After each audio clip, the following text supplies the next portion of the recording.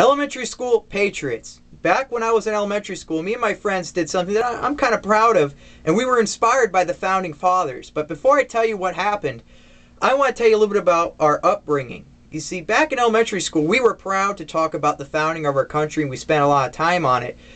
And it might have a lot to do with the fact I had a lot of old school teachers. You know, the type of teachers that if you didn't understand something, they would sit you down and take time out of their day rather than say, go to the counselor or something like that, or, you know, whatever it is nowadays.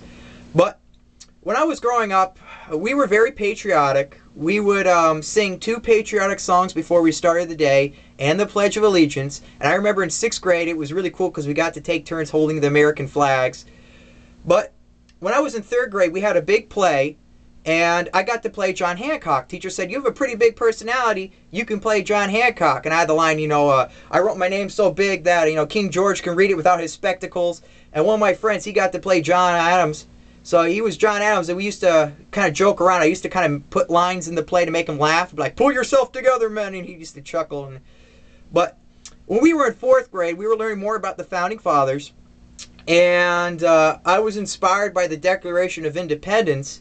And we found this little weird key. It wasn't a key to anything major. It was like one of those little plate keys. And we joked around that, it's the key to the school and all that stuff. Like they award keys to important people of certain cities. So we took it and we're like, we got to make like a country or something here. I found an old piece of scrap paper and I wrote down, our Declaration of Independence and what we stood for and our beliefs. I showed it to my 4th grade teacher and she said, this is really more like a constitution than a Declaration of Independence. So I said, well, we could change that. I went down and I rewrote a bit of it. And what we did is we declared that we were sovereign. That we were separated from other teachers, students, well, not really students as much as teachers' rules. What I meant was that many times students were in a dilemma. One teacher would tell them one thing, the other teacher would tell them to do another thing. This is the right way, this is the wrong way, or you're in trouble, why are you here when the teacher told you to be there, or I don't like that, well, Miss So-and-so lets me do it, well, I don't. This is your punishment. Constant conflict. So we said we were sovereign and that the only person who has control over us, the only one who can basically issue punishments to us, was our homeroom teacher.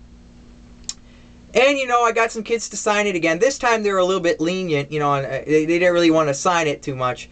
So what we did is we took the paper, showed it to the teacher, and she, kind of how they kind of, brush it off. Well, I don't really know about this type of thing, but it didn't get anywhere. But it was fun. You see, that's what I mean is that we were thinking out of the box, and we were inspired by the Founding Fathers of our country, and we had a great time in the 3rd grade play anyway. So that's all I have to say.